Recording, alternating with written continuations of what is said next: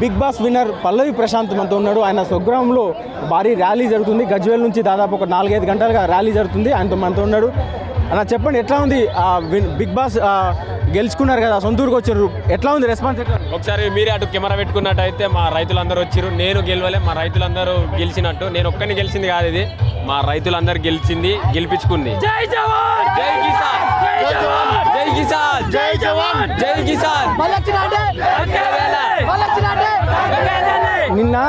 నిన్న మీ బయటకు వచ్చిన తర్వాత అభిమానుల గొడవతో కొన్ని బస్సుల ధ్వంసం చేసిండ్రు, వెహికల్స్ ధ్వంసం చేసిండ్రు. వాళ్ళకి ఎట్లా మీరు ఎందుకు కంట్రోల్ చేయాలి? నేను ఒకటే చెప్తానా, అది ఎంతమంది వచ్చారో నాకు అసలు తెలియదు. నన్నే బ్యాక్ గేట్ నుంచి పంపిస్తే నేను అట్లా కాదని నైట్ చాలాసేపు ఉండి వచ్చేసిన. అప్పుడు పోలీసులు మా వాళ్ళను లాఠీచార్జ్ చేసారు. మా వాళ్ళు అయితే ఎవ్వరికి ఏం చేయలే, ఎందుకంటే అక్కడ ఎవరు పాగుందో నాకు తెలియదు. అసలుకి నేను బయటకి నాకే ఇంకో రూట్లోకి వెళ్ళి పంపించారు. నన్ను మెయిన్ నుంచి పర్మిషన్ ఇవ్వలే, పోలీసులు ఇస్తలేరని అక్కడ ఉన్న టీం నాకు చెప్పింది.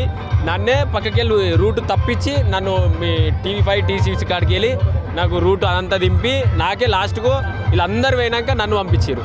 ఎందుకు మెసేజ్ చేయలేకపోయారు? అంటే ఒక మెసేజ్ చేయలేకపోయారు అభిమానులు? ఫోన్లు ఇవ్వలే, నేను వచ్చినప్పుడు నాకు ఫోన్లు అలౌడ్ లేరు. ఇట్లనే మీడియా ద్వారా ఎట్లనో అభిమానులు అంటే ఇప్పుడు నేను బిగ్ బాస్ హౌస్లోకి వెళ్ళి బయటకు వచ్చిన, వాళ్ళ కంట్రోల్లో ఉంటా. వాళ్ళు ఎప్పుడు పంపిస్తే అప్పుడు పోవాలి, అవునా కదా? అప్పుడు నేను వాళ్ళు పంపించినప్పుడే పోయినా. నా దగ్గర ఫోన్ ఇప్పుడు ఫోన్ లేదు నాకు. కేసులు కూడా బుక్ చేసినట్టున్నారు, దాని మీకేమైనా వచ్చిందా? కేసులు పెట్టినామంటున్నారు మీ పైన. నా మీద పెడితే పెట్టుకొని నేనేమన్నా చేస్తే కదా నేను పెట్టా, నీకు నేనేమన్నా చేసినా? అరే పంట ఒకటి వండితే వాని బాధ ఉంటుంది, ఎండిపోతే ఎవరిదో ఎండిపోతే వాని మీద ఎత్తా అంటే ఎట్లుంటుంది కదా? మీ క్యాష్ ప్రైజ్ కూడా రైతులకు ఇస్తామని చెప్పి ఎట్లా, దానికి ఏమైనా ఆలోచన చేసిండ్రా? నేను బరాబర్ ఆలోచన చేసిన. నా ఆలోచన ప్రతి ఒక్క రూపాయి ఎట్లా ఖర్చు పెడతానో బరాబర్ మీకు చూపిస్తా. మీరే అప్పుడు నేను పంచినా చేసినా ఏదో మీకే తెలుస్తుంది. నేను ఒకటే చెప్పిన, అవి రైతులై మాత్రమే, బరాబర్ రైతులకే అంతే.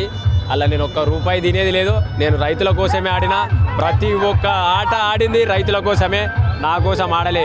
రైతు బిడ్డలు ప్రతి ఒక్కరు రైతుల కోసమే సపోర్ట్ చేయాలని వచ్చిన. రైతు బిడ్డనే పోయినరు. సో మీ కళ్ళ ముందర కనిపిస్తే మల్లన్న సాగర్ ఉంది. ఇక్కడ రైతులు కూడా దాదాపు 15 గ్రామాల రైతులు, వాళ్ళంతా రైతులు ఇబ్బంది పడ్డారు. వాళ్ళపైన మీరు ఏమైనా చేసిండ్రా గతంలో? నేనేమన్నా ఇప్పుడు నీకేమన్నా సీఎం పదవి ఇచ్చిరా? అదే నీకు నేను ఒక రైతు బిడ్డను కదా.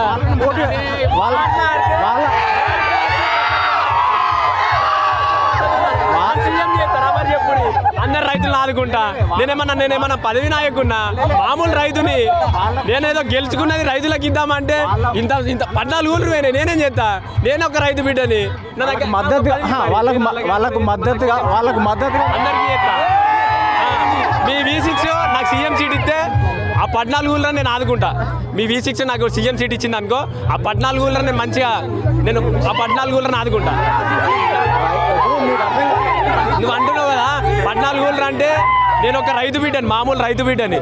నేను ఎందుకు పోవద్దు? ఒక రైతు నేను చెప్తున్నాను, మాట్లాడుతున్నాను. నాకు ఒక ఛాన్స్ ఇవ్వండి. ఒక రైతు బిడ్డ ఎందుకు పోవద్దు? ప్రతి ఒక్క రంగంలో ఎన్నుకున్నాడు. బరాబర్ రైతు బిడ్డనే రైతుకు సాయం చేయాలి, రైతులందరికీ అండగా నిలవాలని నేను వచ్చిన. బరాబర్ రూపాయి ఎట్లా చేస్తానో నేనే మీకు చూపిస్తా. నాకు వచ్చిన పైసా నాకు కాదు, రైతులకని చెప్పిన. అక్కడ అదే చెప్పినా, ఇక్కడ అదే చెప్తా. ఆ 14 ఊళ్ళని ఆదుకునేకి నాకు ఏదైనా పదవి ఇస్తే వాళ్ళని ఆదుకుంటా.